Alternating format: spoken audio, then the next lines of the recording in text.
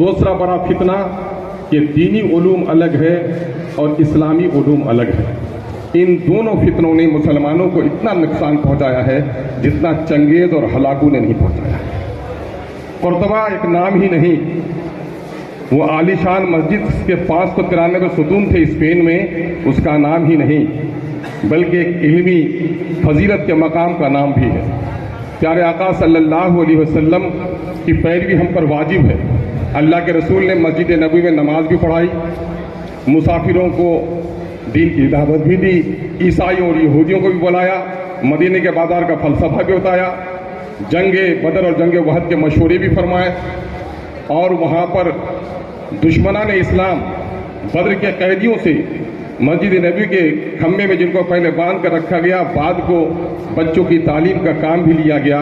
पहली इल्मी दरसगाह बाज़ाब्ता है हज़रत मुआज़ इब्न जबल रज़ी अल्लाह तआला अन्हु को, जिसका निगरां बनाया गया।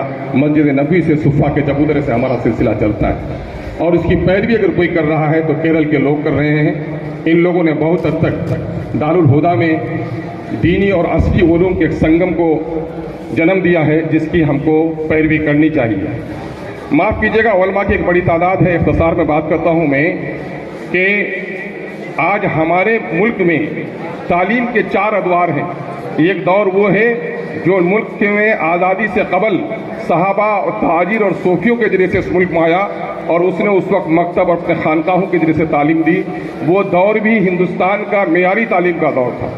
जब यहाँ पर बादशाहों का ज़माना आया, तुगलक, तैमूर और मुग़ल का ज़माना आया, तो उस वक्त दिल्ली जैसे शहर में तुगलक के ज़माने में 1000 मॉडर्न मदरसे थे, जिस मदरसे के पढ़ने वाले सिर्फ मस्जिद के इमाम ही नहीं बनते थे, बल्कि जंग के सिपह सालार भी बनते थे, अदालतों के फैसल भी बनते थे, और हर शोबे में माहिर फन हुआ करते थे।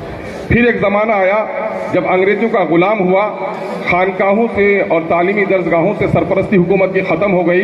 उस वक्त हमारे उलमा ने समझा कि दुनिया तो हमारे हाथ से रुखसत हो गई 1857 के बाद, हमें दीन को अक़ीदे की हिफाजत करनी चाहिए। उसी ज़माने में निज़ामिया तर्ज के मदारिस कायम हुए, और ये वक्ती फ़लसफ़ा था कि दुनिया हमारे हाथ से निकल गई है, कम से कम अक़ीदा बचाया जाए, क्योंकि अंग्रेज मॉडर्न एजुकेशन के नाम पर हिंदुओं के बच्चे को ईसाई और मुसलमानों के बच्चों को ईसाई बनाने की कोशिश कर रहा था। उस वक्त ज़रूरत इस बात की थी कि अक़ीदे की हिफाजत की जाए। लेकिन जब मुल्क आज़ाद हुआ तो हमारे तालीमी निज़ाम में, ख़ास करके मदरसे के जो निसाब में, सिलेबस में जो तब्दीली होनी चाहिए, वो तब्दीली नहीं हो पाई। मौसम बदलता है तो लिबास बदल जाता है, जोग्राफियाई हुदूद बदलते हैं तो हकीम का नुस्खा बदल जाता है, दवाइयाँ बदल जाती हैं। लेकिन ग़ुलाम हिंदुस्तान में और आज़ाद हिंदुस्तान में हमारे बुज़ुर्गों ने, माफ़ कीजिएगा मुझे, बेजा जसारत होगी शायद, कि दीनी दरसगाहों को असली तकाज़ों से हम आहंग नहीं किया। नतीजा ये हुआ कि मुसलमानों का एक बड़ा नुकसान हुआ।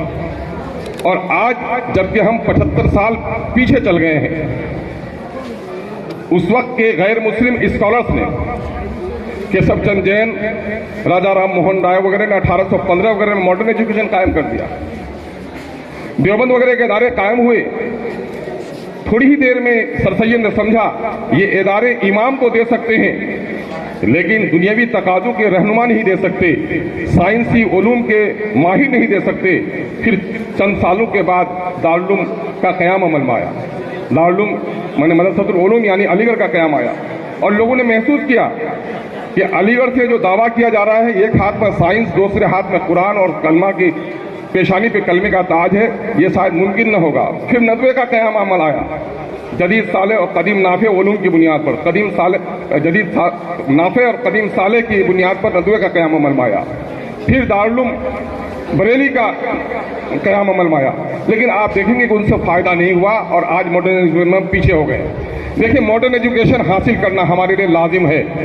मैं एक बात गुजारिश करूंगा उलमा से कि मैं कहीं और से दलील नहीं लाना चाहता।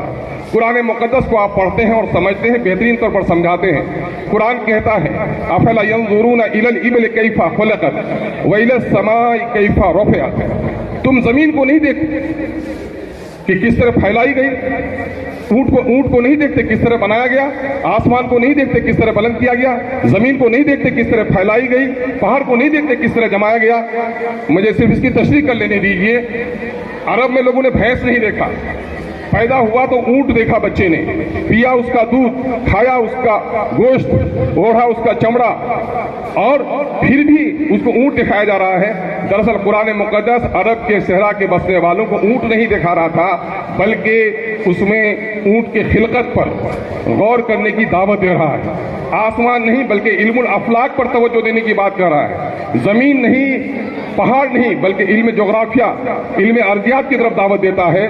और आज मदरसे के फारिगीन जोग्राफिया और बहुत सारे जदीद उलूम से नाबलद हैं, उससे दीन को बड़ा नुकसान हुआ है।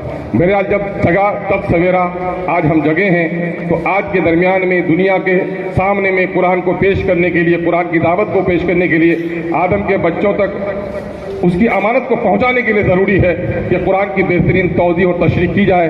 दुनिया में कोई किताब इकरा के नाम से शुरू नहीं हुई, कुरान का नुज़ुल इकरा से हुआ, लेकिन ये मिल्लत सबसे ज़्यादा ला इकरा हो गई है। आप बड़े मुबारकबाद के मुस्तहिक़ हैं कि आपने हमारे इस तारीकी में रोशन चिराग जलाया है। अल्लाह से दुआ है कि हमारे लोग इसकी अच्छी सरपरस्ती फरमाएँ। एक बात आखिर में कहूँगा, मुझे लोग पूछते हैं कि तुम मदरसे में पढ़े हो, मज़ाहन में कहता हूँ अल्लाह का शुक्र है मैं मदरसे में नहीं पढ़ा। क्या क्यों ऐसा बोलते हो? मैंने कहा आलिम ज़्यादा ज़रूर हूँ, लेकिन मैं मदरसे में पढ़ता तो शायद देवबंदी बन जाता, बरेली बन जाता, हनफी हो जाता, साफ़ी हो जाता। मैं इन चीज़ों को बहुत ज़्यादा नहीं जानता हूँ। अल्लाह का शुक्र है मैं मुसलमान हूँ। अल्लाह करे हमारी मिल्लत साफ़ी भी बने, सुन्नी भी बने, सलफ़ी भी बने, लेकिन पहले वो मुसलमान बन जाए। अल्लाह से इसी तौफीक की दुआ करता हूँ। व आखिर दावाना अल्हम्दुलिल्लाहि रब्बिल आलमीन।